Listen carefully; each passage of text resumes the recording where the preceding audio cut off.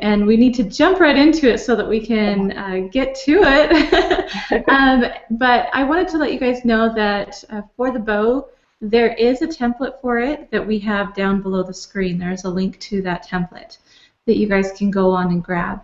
And also, I wanted to let you guys know that we have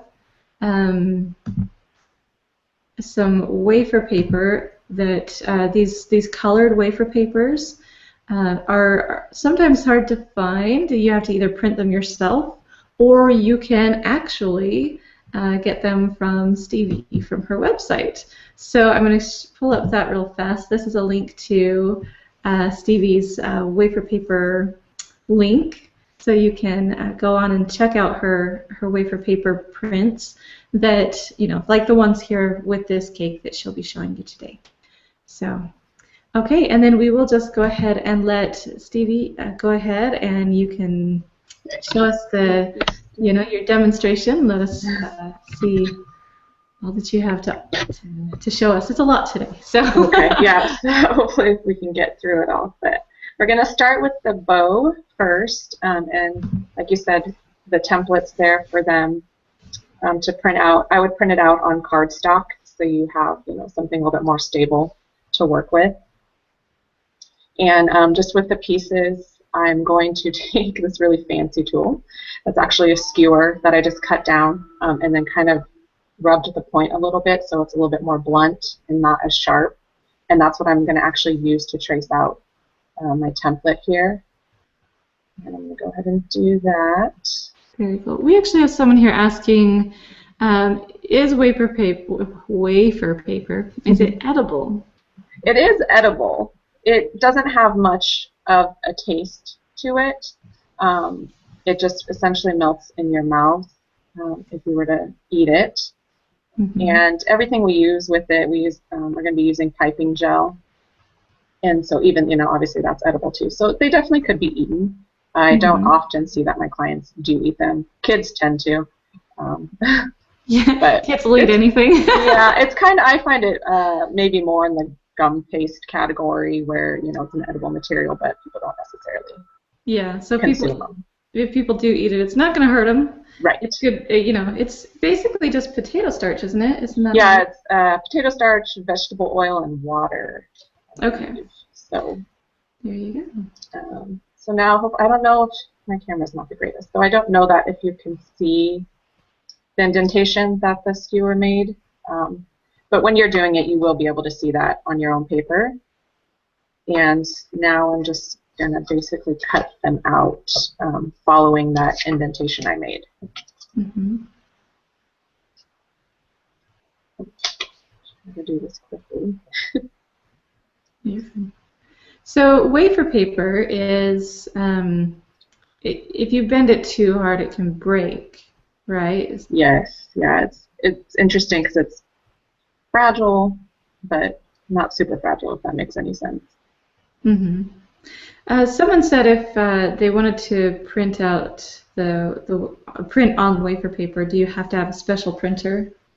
Not necessarily a special printer, but you would need the retrofitted edible ink cartridges, and there's numerous sites out there that will have extensive lists of the different printers that they have the compatible cartridges for. So essentially they're just the same printer that you would purchase for just regular printing, but you would use the edible ink cartridges, and only the edible ink cartridges. You wouldn't want to interchange those. You would want to dedicate that printer to just printing edible papers. Okay, so if they already have a printer that's an edible printer for, let's say, the icing sheets, that's the same type of printer that they would use. Yes. Yes. Okay. Yep. Okay. Now that we have these pieces, 3 pieces cut out, we're going to flip them over. I guess I should have mentioned that there is a front and back to the paper. And I'm not sure that you'll be able to really see that difference here on the camera, but when you have it in your hand, you'll see that there's like a pitted texture side, and that's the back side of your paper. And then there's a smooth side, and that would be the side you print on. and the side that's showing mostly. So we'll work with flipping them over with the back side up, and this is where we'll apply our piping gel.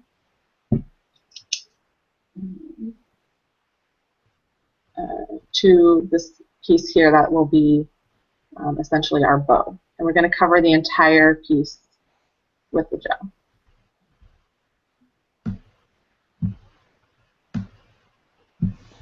All right, there are some people that are wondering where to get wafer paper that's plain wafer paper. Do you sell the plain wafer paper on your website? There is a small pack of white on there. Mm-hmm. You also can find it if you just did a quick Google search, because I know it depends on the area. I've heard of some people not being able to get it or having it shipped necessarily from Amazon. So maybe just a quick Google search would be best. But yes, there is some white on the website with the colored.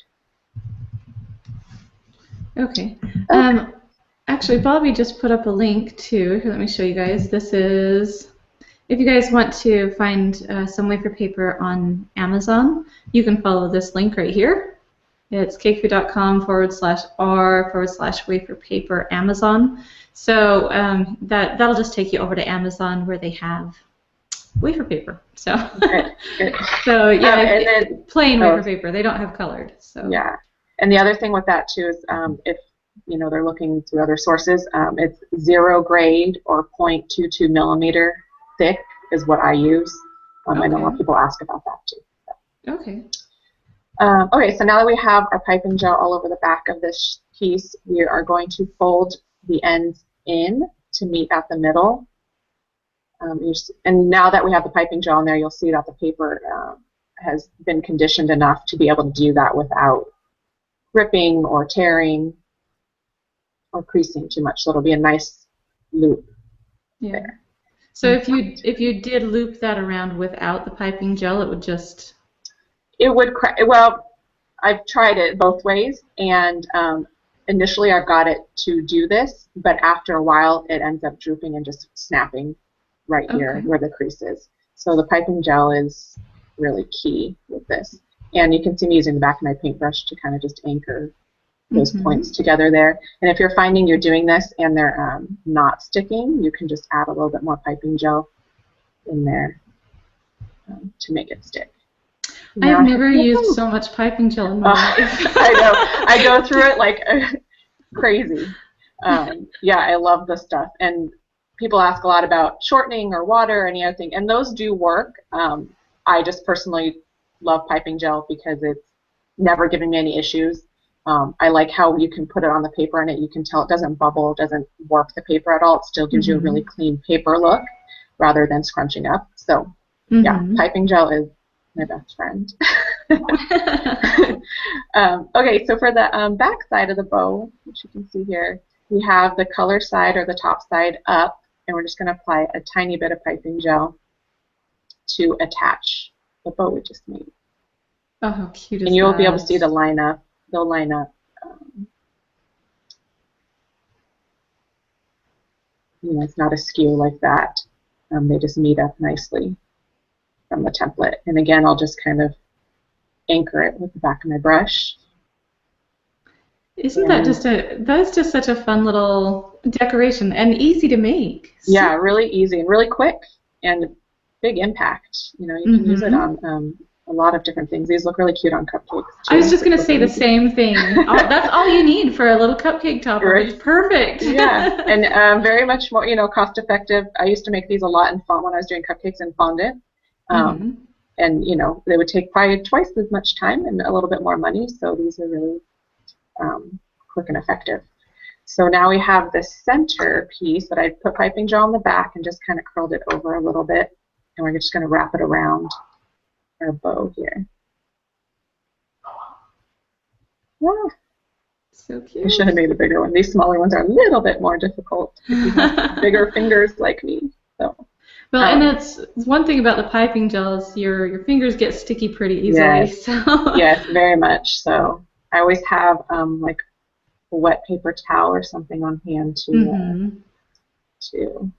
keep them clean. Okay. So there, it's just wrapped around, and you have a finished bow. Perfect. Someone's asking, does the piping gel eventually dry? It does, and that's actually a great thing. It adds just a little bit more stability to your finished project, and does give it a little bit of a barrier, from moisture and stuff. So that's another reason why I love it. Awesome. And look how cute that is, guys. Oh, how cute. And I think this was the second to smallest size on the template. I think the largest one is somewhere around there. And then there's also like the little itty bitty one, which is really cute. Awesome. We have a whole bunch of questions on just this bow. Can I ask you some questions? Yes. Yep. All right. So we have a question about can you put these on buttercream or will they melt?